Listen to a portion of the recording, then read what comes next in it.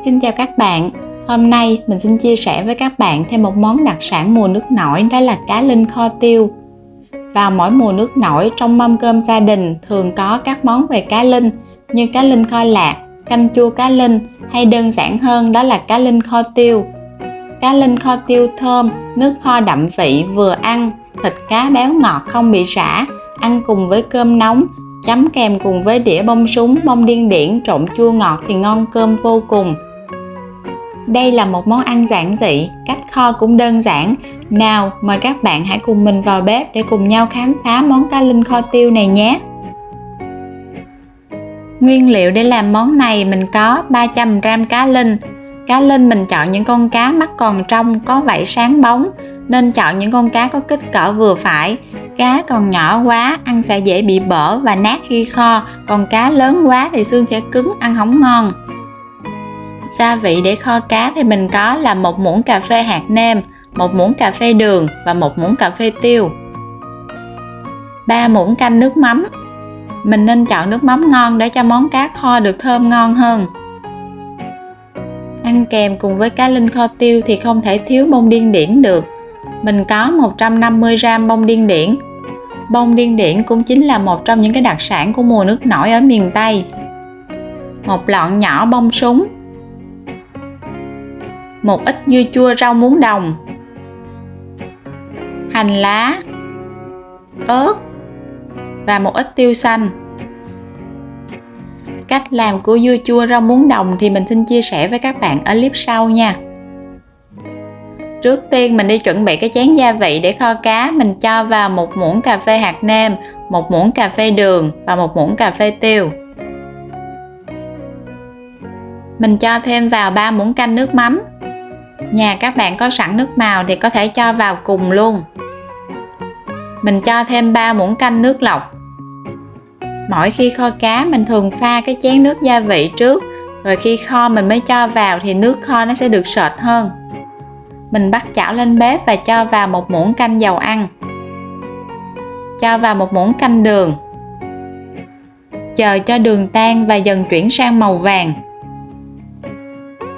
Mình dùng đũa khuấy đều, rồi cho ớt, hành lá và tiêu xanh vào.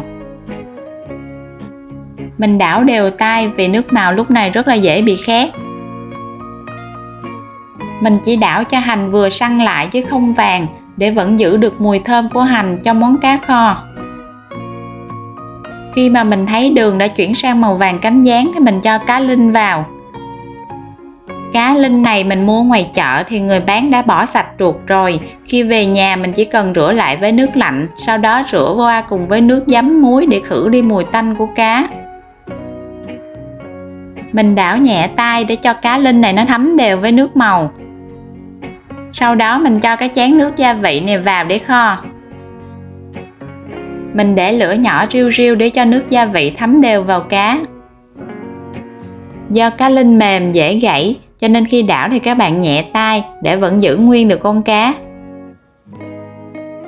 Chén gia vị lúc nãy mình cho thêm một ít nước, rồi cho vào chảo cá kho để cho cá được xăm sắp mặt nước.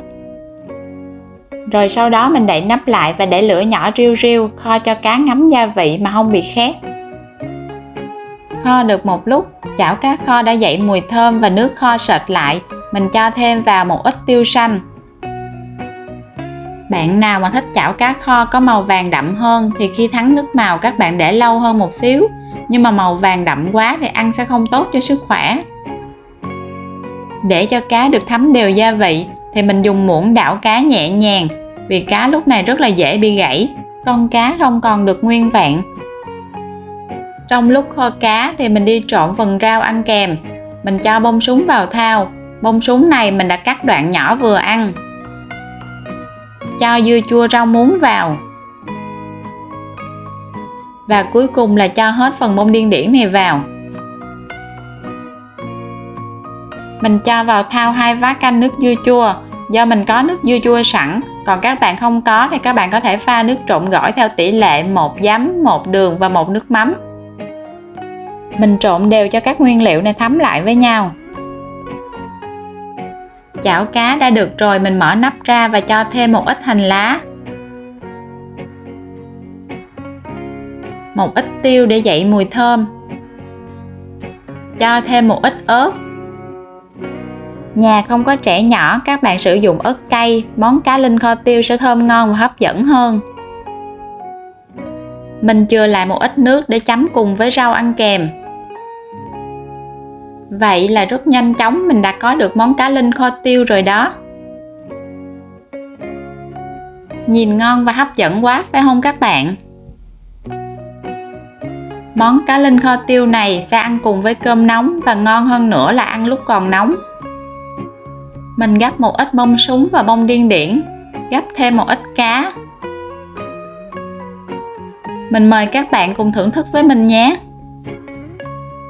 Khi ăn các bạn sẽ cảm nhận được thịt cá béo ngọt, nước kho đậm vị vừa ăn, thơm lừng mùi tiêu, rất kích thích vị giác. Không cầu kỳ phức tạp, món cá linh kho tiêu là món ăn dân dã, dễ làm nhưng cực kỳ thơm ngon và đầy đủ chất dinh dưỡng. Đừng bỏ lỡ qua trong mùa nước nổi này, các bạn hãy thử vào bếp để làm cho người thân và gia đình mình cùng thưởng thức và để lại dưới bình luận để chia sẻ cùng mình nhé.